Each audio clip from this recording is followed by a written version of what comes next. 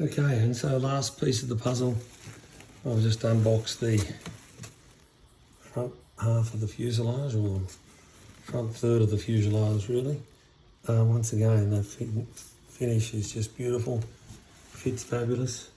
I was hunting around for the usual hardware box, but none is required because it's all done for you.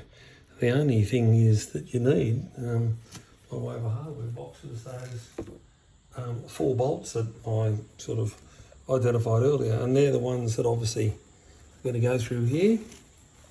There's 4 each corner of the fuselage, bolts onto here, and I don't know if you can see it, but down in there is obviously a blind nut which has been high soled in with half a ton of high soled epoxy, so that doesn't look like it's going anywhere. This control box is the equivalent to the HSD MFC 2080 or whatever, 85 or whatever it is. These days, the latest one. Unlike the HSD control box, this is for Taba only, and I'm Spectrum, so it's problematic for me. So I've got useless.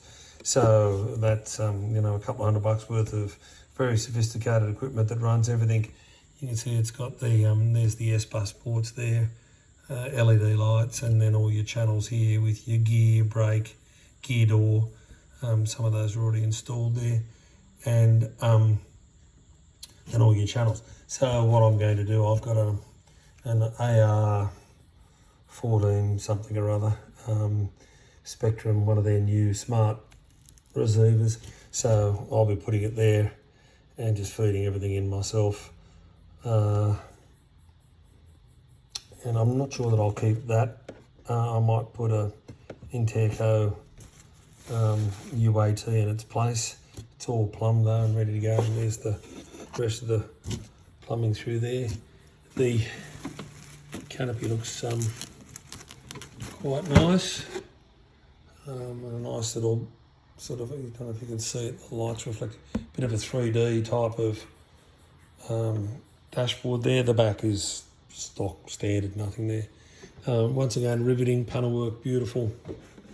It really is gorgeous looking thing, I've got to say.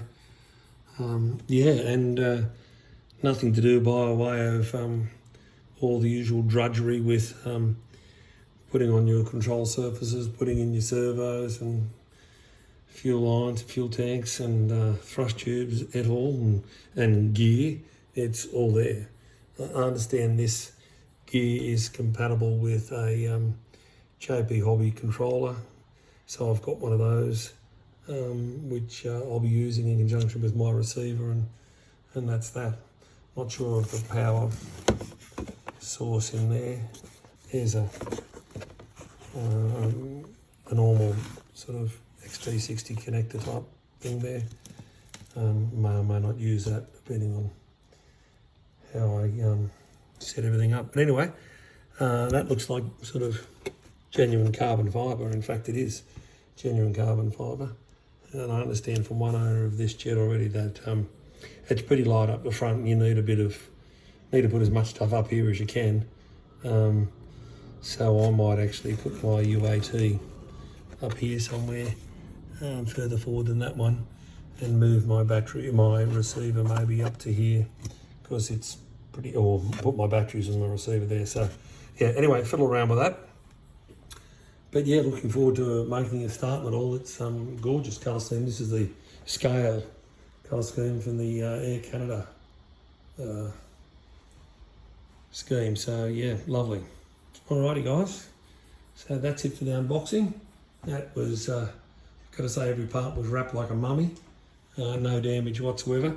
There was some pretty nasty dings on the box itself, but it's this waffle stuff, as you can see. So nothing penetrated that, and it's wood lined, top, bottom, and sides, and then with wood bracing around it. So I mean, and pretty solid wood bracing. Have a look at that. So this carton wasn't going to be distorted, crushed, or harmed in any way. So you get your contents, you know, in perfect condition, which is just great.